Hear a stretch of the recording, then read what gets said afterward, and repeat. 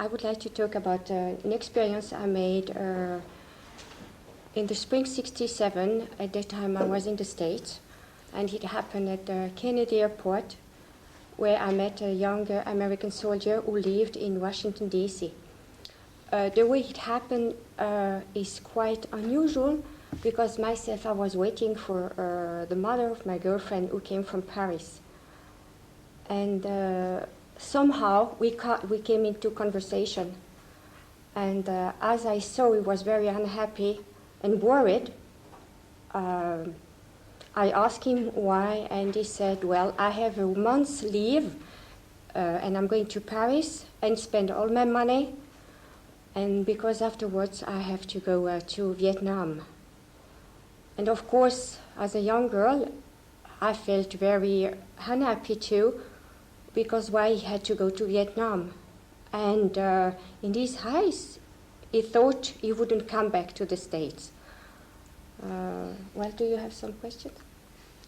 And did you ask him for his name and his address, or No, we didn't have time, and I don't think he wanted to. He just wanted to talk to someone. Yes, to relieve himself. Yes. Mm-hmm. But he traveled all on his own, or did yes, he was alone. colleagues? He was alone. No, he was just what you call it, in transit from Washington D.C. to Kennedy Airport, and then going to Paris. And then directly to Vietnam. Then he came back. He had to come back to the States, and then he was sent to Vietnam. Did you ask him why he went to Paris?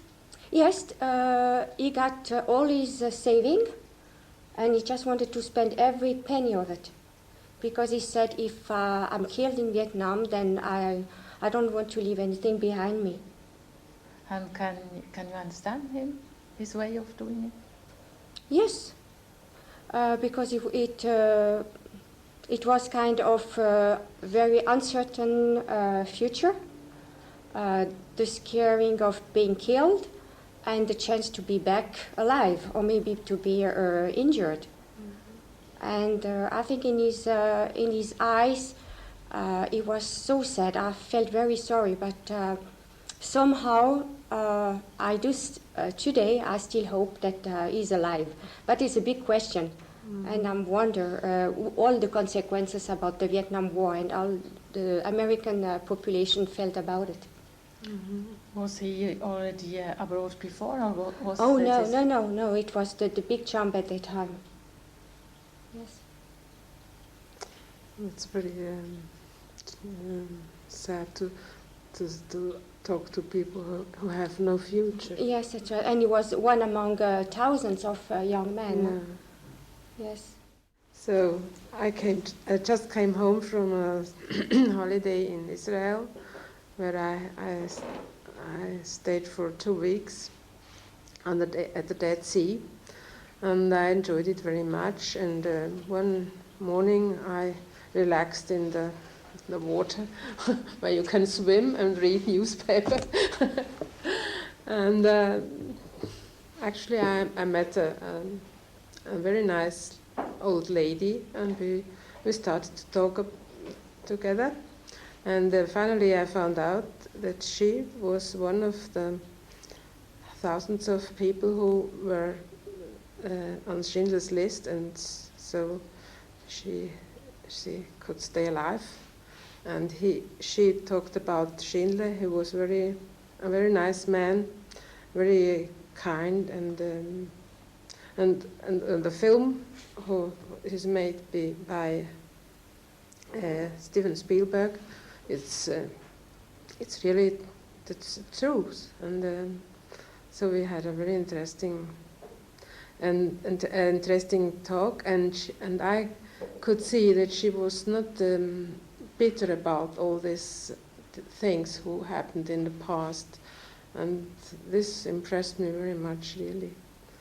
And she told me to go and see the film, because it's very interesting, especially for young people. They should go and see this film. Rather than provide welcome rest. Do you agree with that? It can be both. Very stressful and very relaxing. Mm-hmm.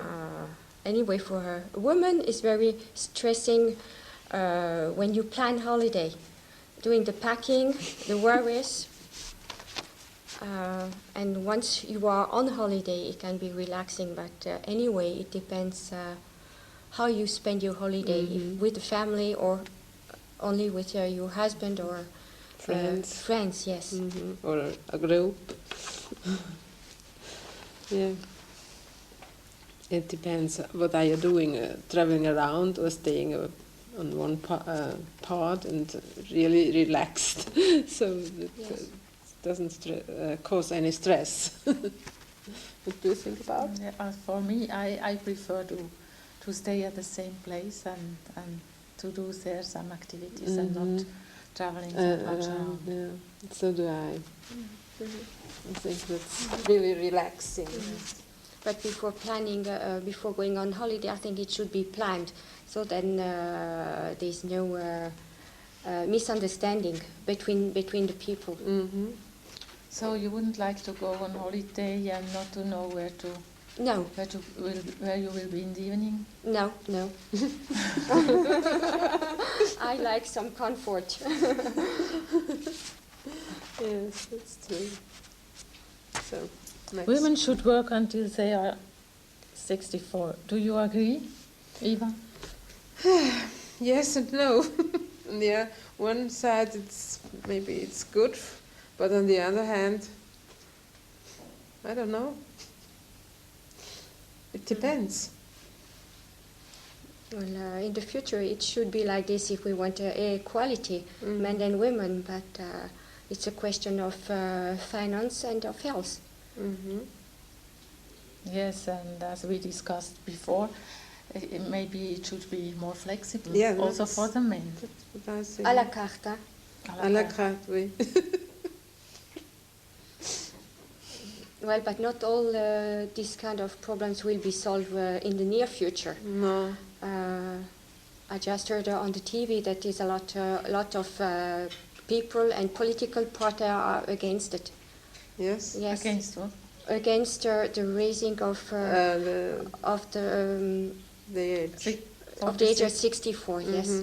64. Yeah. Mrs. Dreyfus doesn't agree. Yes. What is her argument then? Excuse me? What is her argument? She said that there is enough money till 2000, the year 2000, and that women shouldn't work till 64. And afterwards? Afterwards, After 2000? 2000, I don't know. Well, leave it to heaven. It depends. If there are a lot of unemployed people, so maybe women shouldn't work till 64. But there is another problem we underestimate. If a woman is working until 64 and if she's in good health, she might quit her job but get another one. Yes. So, and she will have to pay income on her taxes on her income. So I think we don't get any further. And then, women usually get older than men. Yes, and it's the same for men too. A man is retiring at 64, 65, he's healthy, he takes another job too. So I think... But I don't think it's that easy to find another job. Not a full-time job, maybe. But Yes, but something. yes, for a part-time job, part-time yes. job for some hours a But week. in a way, I find this rather unfair. If you have, as long as you have young unemployed people. Yes, but I agree with you. It's the way it will probably goes.